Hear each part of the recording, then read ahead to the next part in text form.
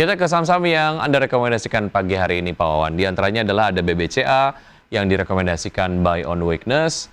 Kemudian saham berikutnya yang juga direkomendasikan buy on weakness adalah BBRI, kemudian BMRI. Saham berikutnya yang direkomendasikan adalah ada ICBP dengan rekomendasi buy on weakness, kemudian MYOR dengan rekomendasi buy on weakness. Kita ke BBCA terlebih dahulu, Pak Wawan. Seperti apa analisisnya sehingga kemudian Anda merekomendasikan buy on weakness untuk BBCA? Ya, untuk perbankan, BBCA termasuk, ini memang saya menyarankan melakukan pembelian, terutama pasca nanti pembagian dividen ya. Umumnya adalah setelah pembagian dividen itu akan ada penurunan harga minimal sebesar dividen yang dibagikan. Tapi secara historis, kalau kita berkaca kepada ya 10-5 tahun ke belakang, untuk perbankan ini setelah pasca pembagian dividen memang terjadi koreksi, tapi setelah itu akan mulai naik lagi sesuai dengan ekspektasi seperti apa perkembangan laba daripada perbankan itu ke depan. Jadi saya sarankan ketika terjadi penurunan akibat pembagian dividen bisa dilakukan pembelian. Oke, 62% dari dividen akan dibagikan oleh BBCA begitu untuk investornya begitu ya. Kemudian untuk BBCA di harga terakhir 8825 level yang kemudian menarik jika terjadi koreksi ataupun pelemahan pasca pembagian dividen tadi sebaiknya di level berapa Pak Wawan? Ya, saran saya sih kalau kembali di bawah 8.500 ya, seperti kemarin sebetulnya BCA sempat terkoreksi pada harga kisaran 8.300. 8.400 itu sangat menarik sekali untuk masuk. Next-nya saya rasa pasca dividen akan ada koreksi lagi. Ini bisa diambil kalau kembali ke level di bawah 8.500, mulai diakumulasi beli.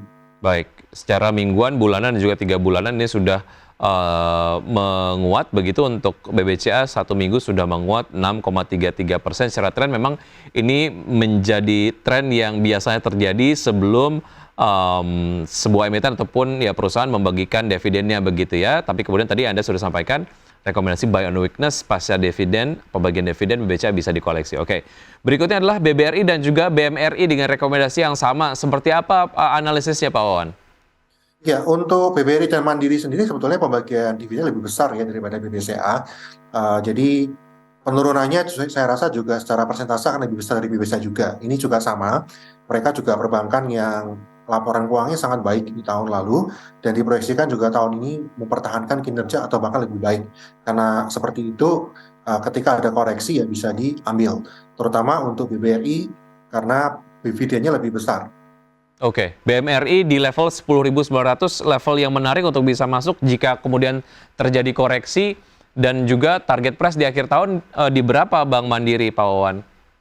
Ya, untuk Mandiri sendiri diperkirakan akhir tahun bisa ke 11.500 ya. 11.500 ya?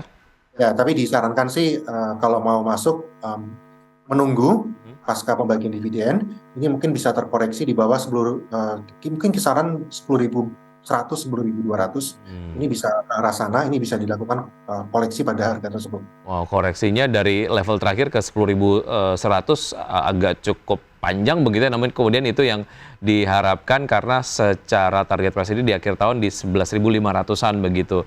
Oke, dari BMRI kita ke BBRI, analisisnya sedikit Pak Wawan. Ya, BBRI sendiri ini adalah bank terbesar di Indonesia ya, dan secara laba juga paling besar dari semua bank.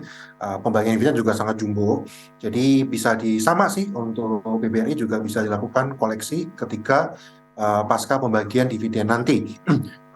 Umum kalau BRI juga terkoreksi minimal 5% gitu pasca pembagian dividen, ini bisa menjadi acuan untuk masuk. Oke, level terakhir di 4750 dikoreksi, tunggu koreksi 5%-an begitu baru bisa masuk ke BBRI. Untuk termin investasi BBRI juga sama untuk jangka panjang atau secara teknikal ada yang bisa dimanfaatkan Pak Wawan? Biasanya selalu menyarankan saham ini idealnya adalah jangka panjang ya. Tapi kalau kita bicara tentang pergerakan IHSG sendiri dan juga di saham-saham di luar sana, ini umum sih pasca terutama nanti di bulan Mei biasanya ya, pasca bulan dividen selesai itu ada koreksi kan, ada pepatah juga sell in May and go away gitu ya. Jadi pada bulan Mei lebih cocok kalau mau masuk besar, dan biasanya setelah Mei ini kapan mulai ada rally akhir tahun. Jadi biasanya pada bulan September sampai dengan akhir tahun itu mulai ada rally. Jadi kalau memang niatnya adalah trading jangka lebih pendek, bisa dilirik ketika masuk pada sekitar bulan-bulan Mei dan profit takingnya dekat-dekat akhir tahun. Oke. Target price untuk BBRI, Pak Wawan, mohon maaf. BBRI kita percaya akan mencapai 5.400 di akhir tahun nanti. Oke, 5.400 di akhir tahun. Berikutnya ada ICBP dengan rekomendasi buy on weakness. Seperti apa analisisnya, Pak Wawan?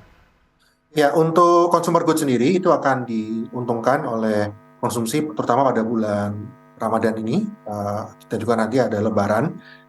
Jadi disarankan untuk mulai koleksi karena ICBP sendiri dan juga consumer good itu cukup terkoreksi ya. Kalau kita bicara 3 bulan terakhir, terutama karena kenaikan harga-harga pada bahan baku. Tetapi dengan daya beli masyarakat yang lebih baik, dengan pertumbuhan ekonomi kita yang sudah mulai berputar lagi, saya rasa masyarakat akan mampu mengabsorb kenaikan harga tersebut. Jadi kita bisa sarankan untuk beli pada saham-saham consumer good. Oke, dalam seminggu ini sudah menguat cukup signifikan 6,38%. Level support yang menarik untuk bisa masuk di ICBP di berapa dan target price-nya di berapa, Pak Wawan?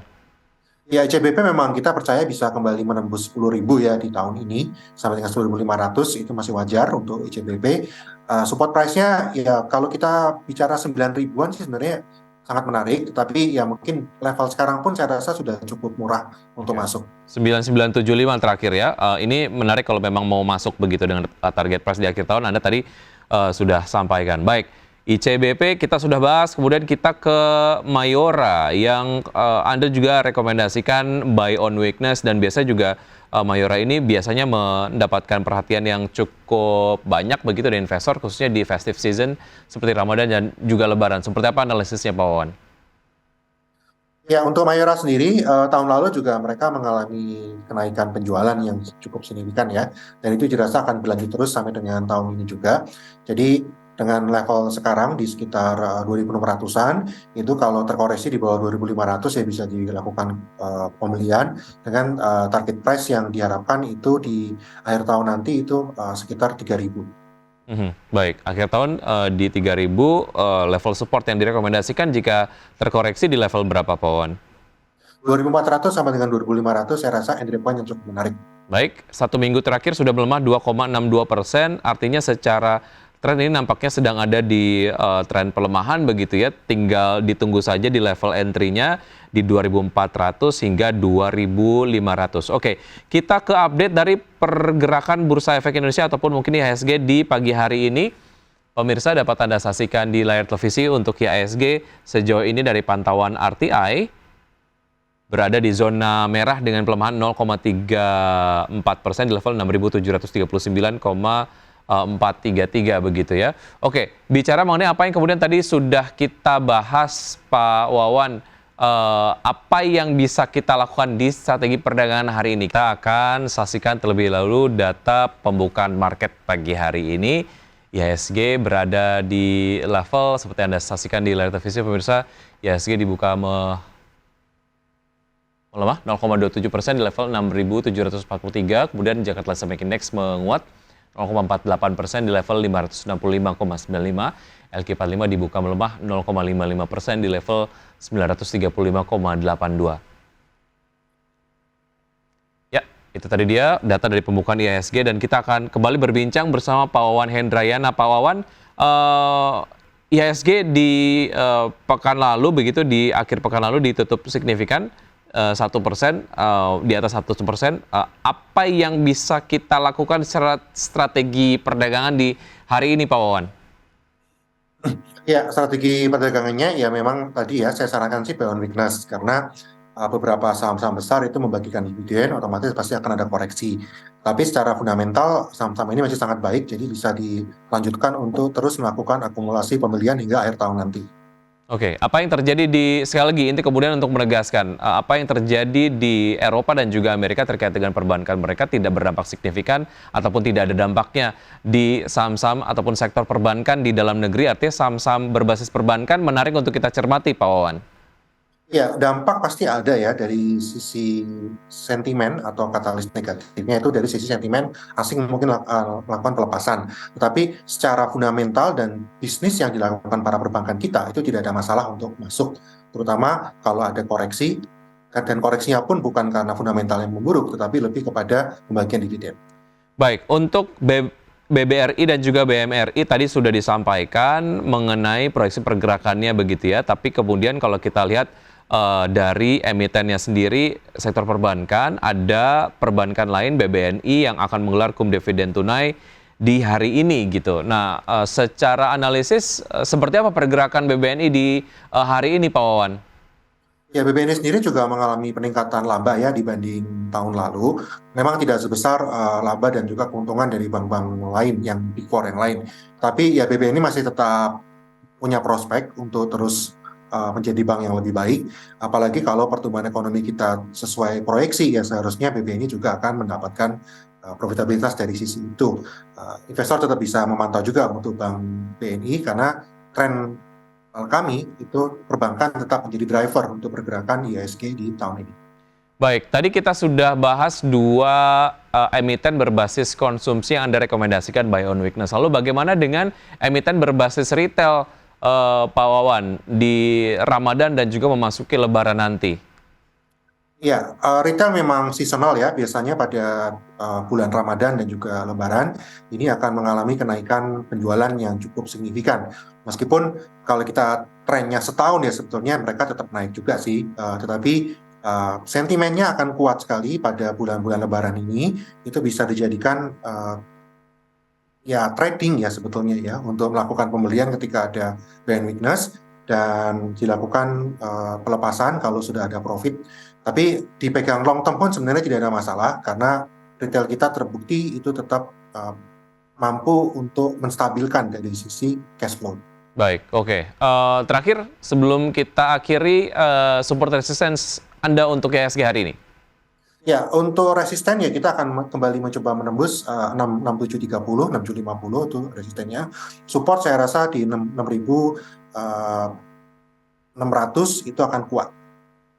Baik, oke. Pak Wawan, terima kasih atas analisa yang sudah Anda sampaikan pagi hari ini. Semoga ini dapat menjadi referensi dan juga acuan bagi investor sendiri untuk melakukan strategi investasinya. Namun kemudian keputusan investasi kembali ke Anda pemirsa IDX Channel ya.